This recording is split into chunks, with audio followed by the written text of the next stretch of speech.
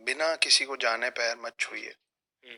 कोई भी हो आप, चाचा हो, काका हो। ये बात कईयों को नहीं अच्छी लगेगी, पर जो सही है वो सही रहेगा, अच्छी लगे।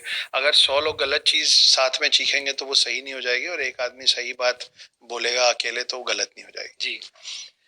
पैर छूना सिर्फ एक कल्चर का हिस्सा नहीं है। जब आप पैर छूते हैं तो आपके फिंगर टिप्स किसी इंसान के शरीर के आखिरी हिस्से को छूते हैं। वो हिस्सा डायरेक्टली ग्राउंड से जुड़ा रहता था पहले, जब लोग नंगे पैर चलते थे। जी।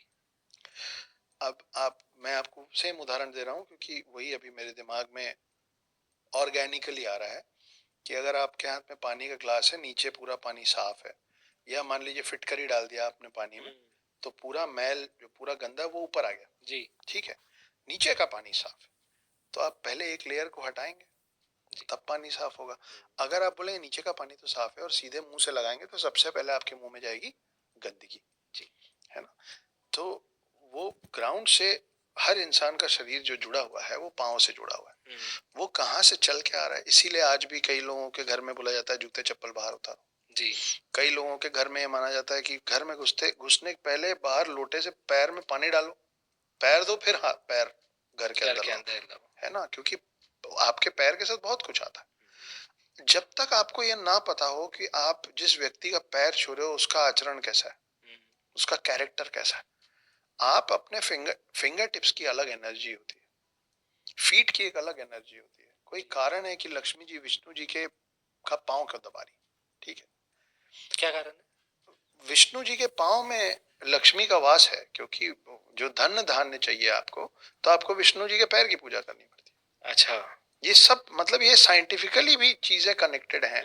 तो जब आप किसी का पांव छूते हो तो उसका एनर्जी आपके शरीर में जाता है। अच्छा, आप 4 उंगली से या पूरे हाथ से किसी के पैर के ऊपर का वो छूते हो, करेक्ट तरीका तो यही ना, पीपी की बात नहीं कर रहा। करेक्ट। तो आप पूरा ऐसे छूते हो। हाँ। फिर आप इस हाथ का क्या करते हो, कहाँ लगाते हो? सबसे पहले आप उसके पैर की जगह अपने सर को दे रहे हो, आपको पता ही नहीं है उसका आचरण कैसा है।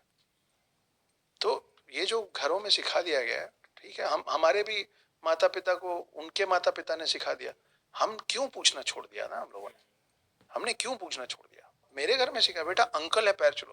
अरे चाचा बोलो तो एक बार सोचे भी। अंकल क्या है? अगर वो सच में UNCLE अंकल है और वो वहां से आया तो उसको तो मालूम ही नहीं कि पैर छूने का औचित्य क्या है। जी।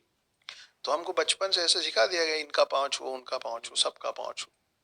मेरी पहली शादी में मैंने दुनिया जहान का पांव छुआ, बाद में मेरे को पता चला, ओ शिट, कैसे कैसे लोगों का पांव छू लिया। तो उससे समझ में आया कि जब तक आप किसी को जान ना लो, कोई बुआ हो, कोई भी हो, जी, unless and until you don't feel. देखिए, आस्था जो है ना वो मन से आती है। बिल्कुल। है ना? तो आप पांव छूते हो तो ऐसे करते हो ना? जी। तो एक आप उनको अपने दिमाग में स्थान दे रहे हो, दूसरा आप उनको अपने दिल में स्थान दे रहे हो। आपको पहले ये समझना पड़ेगा कि वो जिसका पांव छू के आप उसको दिल और दिमाग में स्थान दे रहे हो, उस लायक है कि नहीं। जी। ये आपको समझना पड़ेगा। आप किसका पांव छू रहे हैं और किसका पांव नहीं छू रहे हैं, वो आपका निर्णय नहीं है। जी। वो सामने वाले का निर्णय है कि क्या वो आपकी नजर में अपने आप को उस लायक बना पा रहा है कि आप उसका पांव छुएं। वाह।